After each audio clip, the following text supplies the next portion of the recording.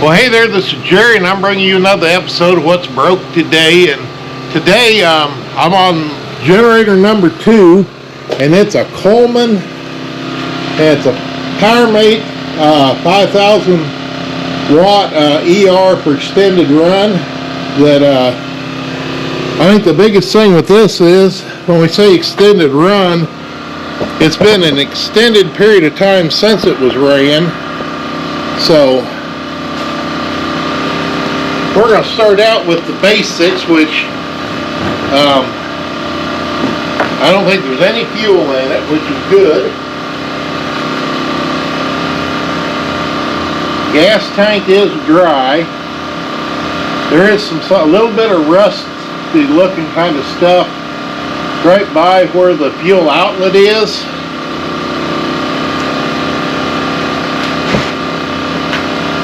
But for now, that's okay. And our Champion generator, you can probably hear it running outside. So, of course, first thing we always want to do before we do anything is check the oil and get rid of the cobwebs, maybe. But that down there.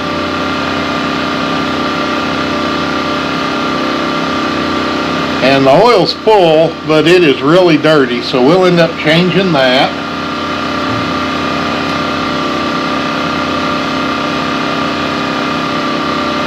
And this one also says it has the low oil switch on it.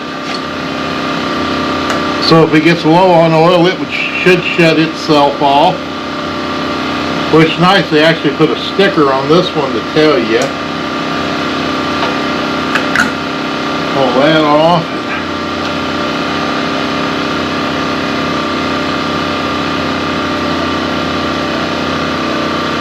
The air filter doesn't look too bad.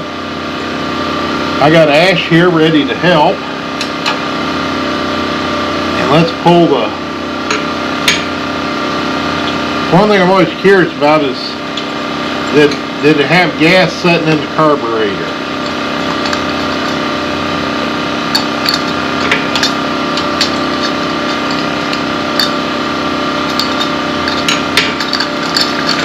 Find that out, we just pull it off, and there was probably a little bit in there, but that really doesn't look that bad. I can probably clean that with some carb spray, and you know, I think what I may do is just take our needle valve, take this apart, because that's our fuel mixture adjustment for high speed. Take this apart and put both of these in my ultrasonic cleaner and clean them up. And I think I'll go ahead and get the oil draining, and after I get these cleaned up and the oil changed, I'll come back and we'll even pull the spark plug out and take a peek at it and see what it looks like. Alright, now I'm getting ready to change the oil in these. Basically, I'm just going to prop this thing up. And what I got here today is just, they're corrugated cardboard is actually used in a box with a brand new engine. And I'll loosen up my dipstick on my oil fill. And then just take this plug out and let it start draining. And find me a rag. Now I'm gonna get a new fuel filter, but it looks like they drained the tank maybe by taking the fuel line loose, because the clamp isn't on the filter there.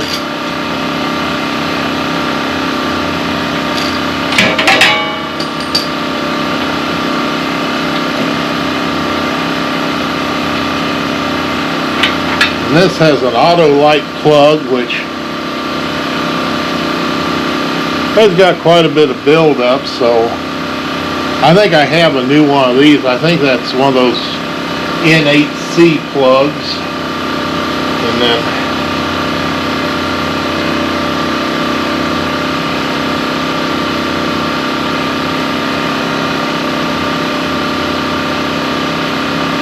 I think that paper element is going to be good, because what we're looking for is to be able to shine light through the filter and see it through the element. The only thing you got to worry about on these sometimes is if they get tipped up the wrong way, the crankcase breather, which on this one goes to the open atmosphere, so we don't have to worry. But some of them, it goes to the air cleaner, so if you tip them up the wrong way, you can get oil in the paper element. And if this ever gets water or oil in it, or gas, any kind of liquid, it doesn't flow air very well. So if they happen to get wet, all you can about do is just throw them away and put a new one in, because they're pretty much done. I'm going to go ahead and put that back on. I got the ultrasonic cleaner going in the background, and our other generator's been going 17 minutes. So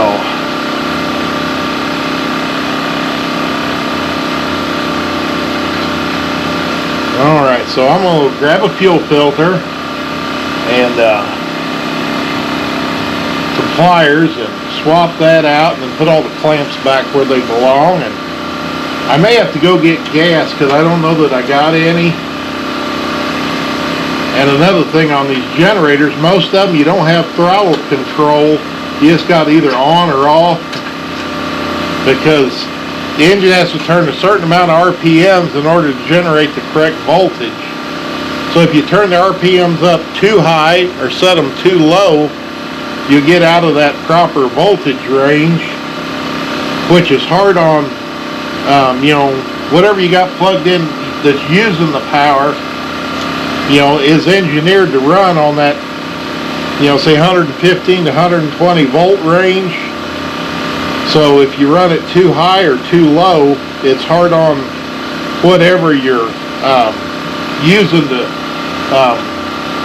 generator to power. So yeah, that's coming out good. So yeah, I'll go get a fuel filter and put on it, and go find a spark plug, and we'll keep it going.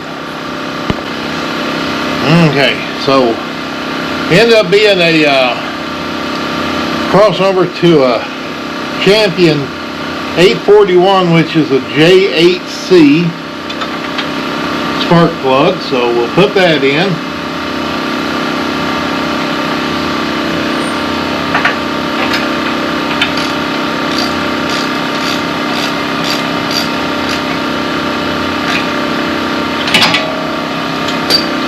The wire back on.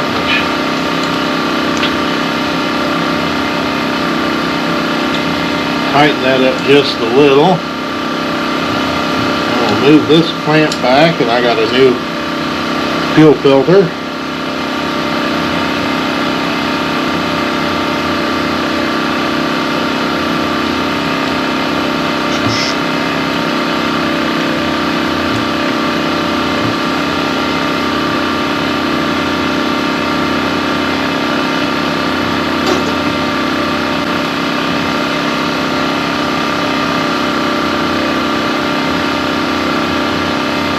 Alright, we still got our carburetor stuff going, and our Champion generators at 28 minutes. So, yeah, whenever my carburetor stuff gets done, we'll come back and get back after this, because it looks like my oil change is about done.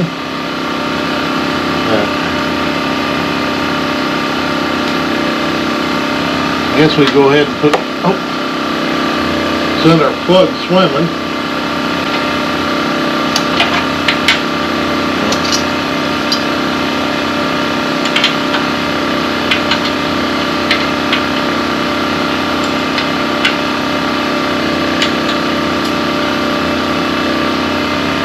Okay.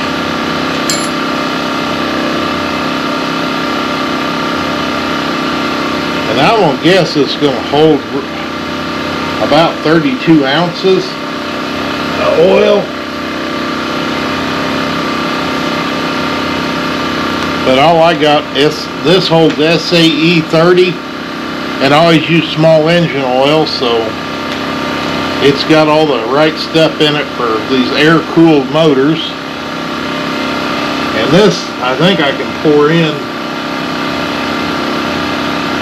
fairly easy.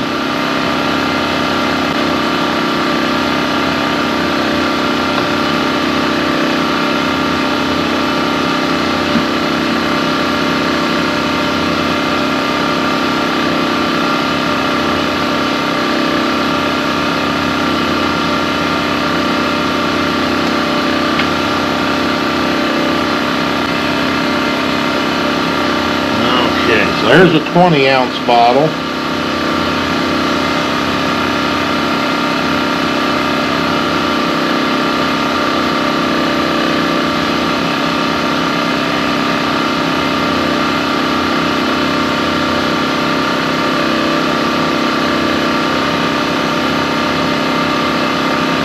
Yeah, 20 ounces got us about halfway up the stick, so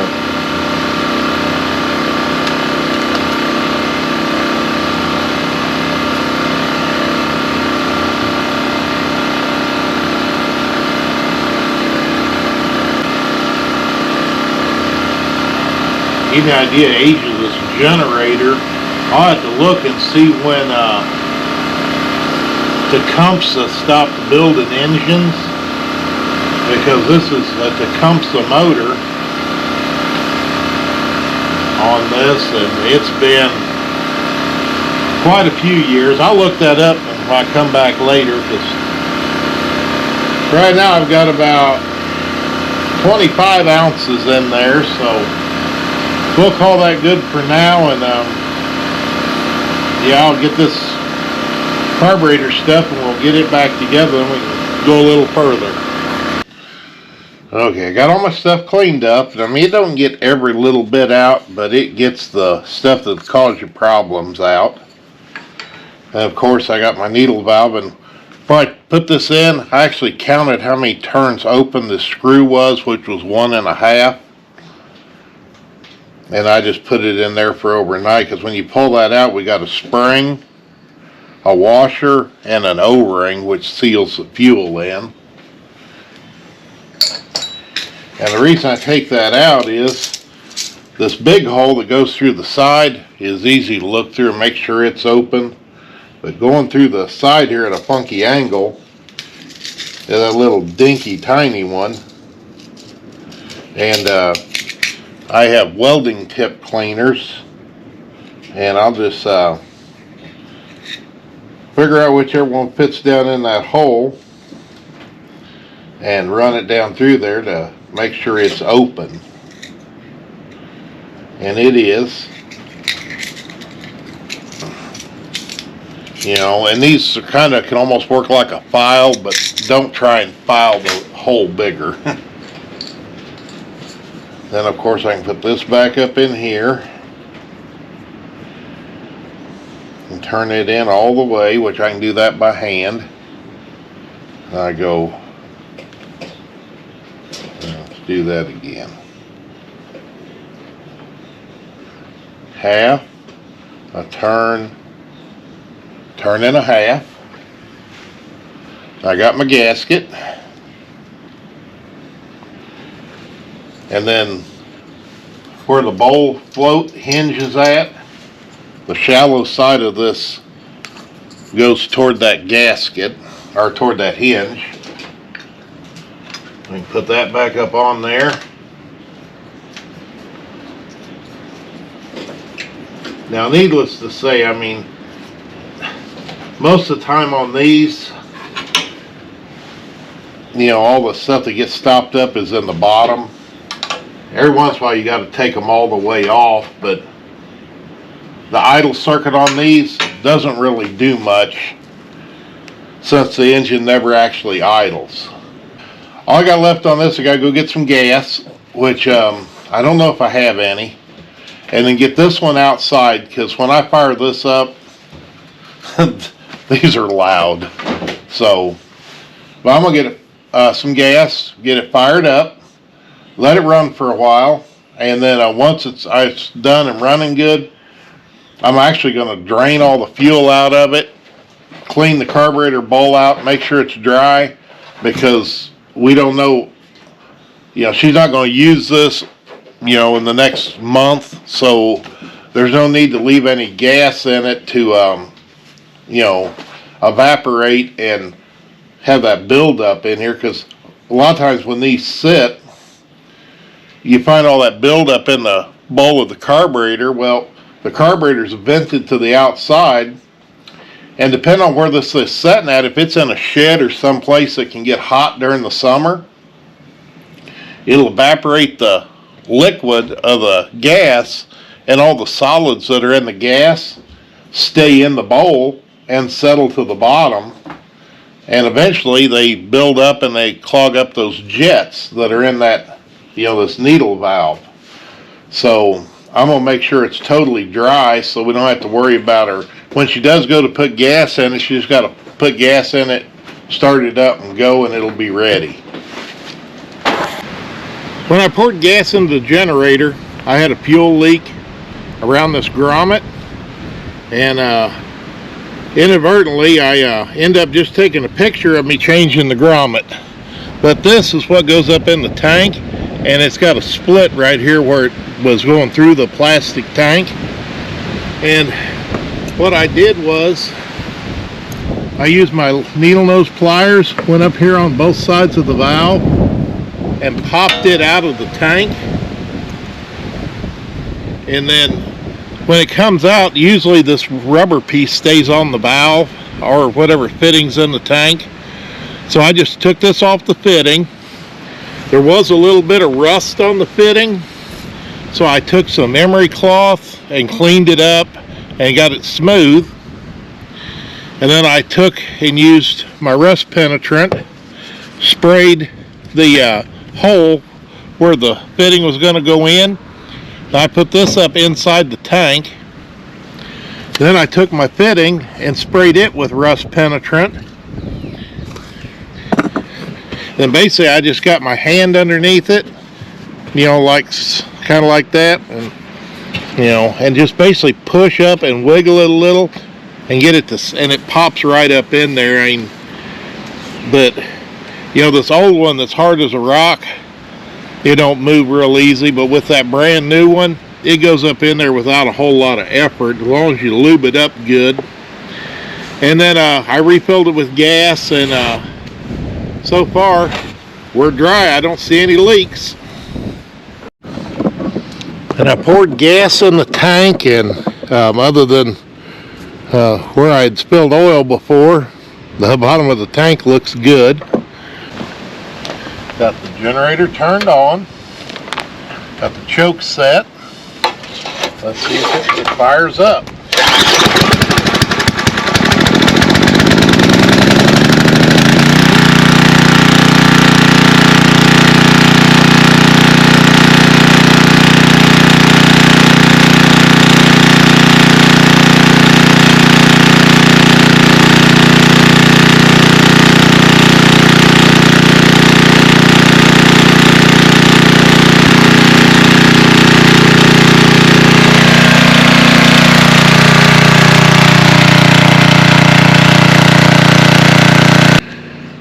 Well, I got the Coleman generator fired up. Now I did let it run a little bit and adjust that mixture screw on the bottom of the carburetor. It occasionally had a little bit of like a poof, poof, poof, poof. It was running just a tad rich. So I turned that screw on the bottom in about not quite a quarter of a turn, just enough to get rid of that little poop, poop, poop, poop, poop sound. And I think everything's turned out okay on it. I'll say I do appreciate you watching. Always like all those thumbs up for the likes, and all the comments are well appreciated. And we've broken the 400 subscriber barrier, so we're on a roll. So let's get on up that 500 number, because If you're not a subscriber, better join on in, because they'll tell them what else you're going to see on What's Broke Today. Thank you.